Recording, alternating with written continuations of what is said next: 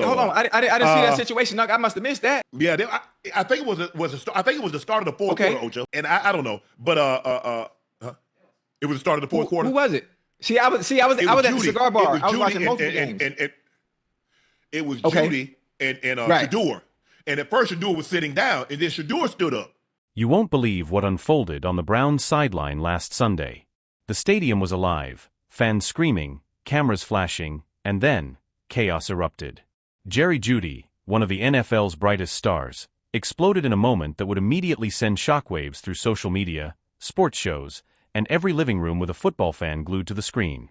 And in the center of it all, Shedeur Sanders, trying to maintain his composure, facing a storm he never expected. It started innocently enough.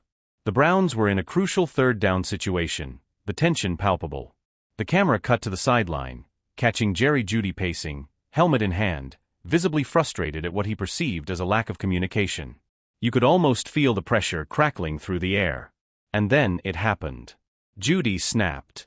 In a voice loud enough to echo across the stadium, he turned to Shedeur Sanders and unleashed a tirade, sharp, fiery, and impossible to ignore. "We can't keep doing this," he shouted, waving his arms like a man on the verge of losing everything. The crowd's roar mixed with a stunned silence, a moment frozen in time. Every camera in the stadium zoomed in.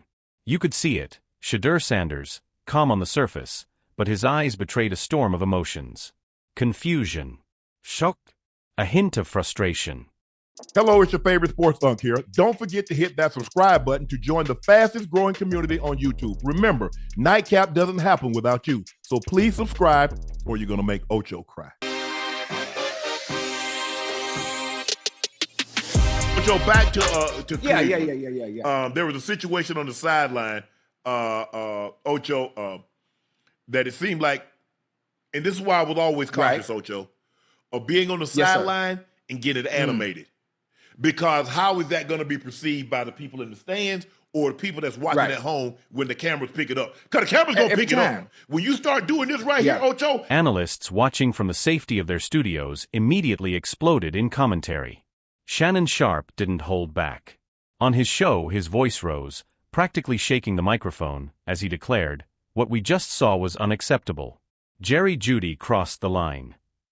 Shannon's tone carried the weight of someone who's seen it all, and yet, even he seemed shaken. This is not just a sideline argument. This is a moment that could define a career if handled wrong. Meanwhile, UNC and Ocho were quick to analyze the body language. "Look at Jeudy's tension," one said, "the way he's stomping, gesturing, it's like a storm ready to hit." And Sanders, "He's calm now, but I guarantee this will bubble under the surface." They dissected every frame, slow-motion replay after slow-motion replay, showing the moment Jeudy's frustration hit critical mass. Every glance, every gesture, every micro-expression told a story that no highlight reel could fully capture. But let's step back for a moment. What led to this volcanic moment? Context is everything. The Browns, coming off a tough loss the previous week, were struggling with consistency. Miscommunications on the field, split-second misreads, and a general air of tension had been simmering all game. Jeudy, known for his perfectionist streak, had been warning teammates about focus, effort, and execution, and he had reached his limit. Sanders, the rising star, had been calm, collected, and in many ways, the polar opposite of Jeudy's fiery temperament. Two strong personalities, two competing leadership styles, collided in a spectacular and unforgettable way. Having the aggressiveness there even backed up in your territory? I mean, first, that's a rude question to ask. If I think, it was a great call by my coach, Do you like the aggression? Not do you like the call, but do you like... I like being out there playing. so whatever that comes with, it comes with, we're not going to be here and ever point finger at no coach or do anything like that. That's extremely disrespectful, and that's not even in my place. So I'm thankful for being out there, honestly, and I'm thankful that he trusts us as an offense to be able to go out there and be able to execute. As the argument escalated, the cameras didn't leave the scene. Every word, every gesture amplified the tension. Jeudy leaned in, voice sharp and commanding, while Sanders held his ground, his jaw tight, shoulders squared. It was a clash not just of players, but of philosophies. One fueled by intensity and urgency, the other by cool-headed resilience. The sideline became a battlefield of emotions. Fans at home were glued to their screens. Social media erupted. Clips of the incident spread faster than any touchdown highlight could. Twitter, Instagram, TikTok, every platform was ablaze. Commentators dissected the moments endlessly. "You won't believe how Jeudy lost it," screamed one headline. Memes flooded in.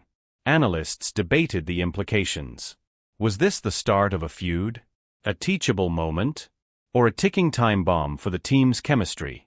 Shannon Sharpe, back in the studio, returned to the topic, almost pacing in disbelief. "Some people are going to say this is normal sideline frustration," he said, voice rising, "but this is different." Jeudy let his emotions take control in front of the whole world. And that's what makes it devastating. His commentary was relentless, pointing out nuances that most fans missed: the hand gestures, the eye contact, the sudden flare of intensity that could ignite any confrontation into chaos. Obviously, take it for his coach and not throw his coach under the bus. And correct. That's pretty much it. So he's well versed in that area, and he's really polished, especially when it comes to talking to the media. He might not answer the questions like a Tom Brady, or Drew Brees or Peyton Manning, but he answers them his way, in a way that we all understand, and it's the correct way. He answered the question. He answers the questions. UNC and Ocho added their perspective with their signature energy.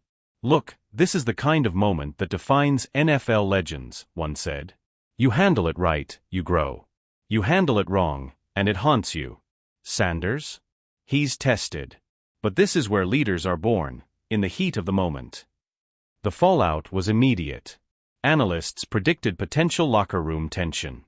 Headlines speculated, will this affect team chemistry? Sideline showdown, a warning or a disaster.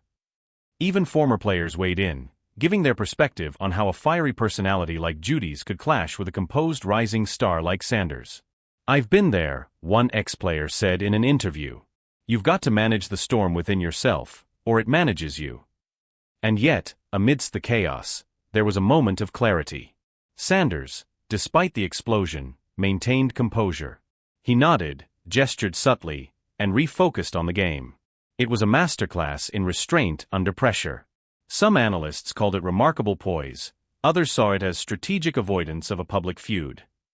Either way, it was a moment that contrasted sharply with Jeudy's volatility, a visual lesson in personality collision under extreme pressure. Fans, of course, had their say. Social media exploded with divided opinions. Some sided with Jeudy, citing his passion and drive. "This is why he's a great player," one fan tweeted. Others criticized the outburst as unprofessional, urging for better emotional management. Hashtags like #JeudyMeltdown and #sideline drama trended globally within hours. The clip became a case study in NFL sideline dynamics, dissected by every sports show, podcast, and commentary channel. Visual cues amplified the drama: slow-motion replays of Jeudy's gestures, reaction shots of Sanders' calm posture, sideline angles showing teammates' startled reactions. Every editor's dream, a perfect storm of emotion, intensity, and raw human drama. And this is exactly why channels like Central Blitz thrive on moments like these: pure, unfiltered conflict that demands attention. In the end, the incident left more questions than answers. Was this a turning point for Jeudy? Would Sanders' poise earn him newfound respect in the locker room? How would the Browns manage this internal clash moving forward? The tension lingered long after the final whistle. Fans were left buzzing, analysts were still debating, and social media was alive with theories and hot takes. And just when you thought the drama had peaked, the commentators hinted at more. Shannon Sharpe, closing his segment, leaned in toward the camera and said, "Mark my words, folks, this is only the beginning. You haven't seen the last of this story." UNC and Ocho nodded in agreement, their expressions serious. The stage was set. The drama was far from over. For those watching from home, it was a moment they wouldn't soon forget, a perfect storm of personality, tension, and raw emotion, captured live for the world to witness. And for the Browns, it was a lesson in managing passion and composure, leadership and restraint, fury and calm.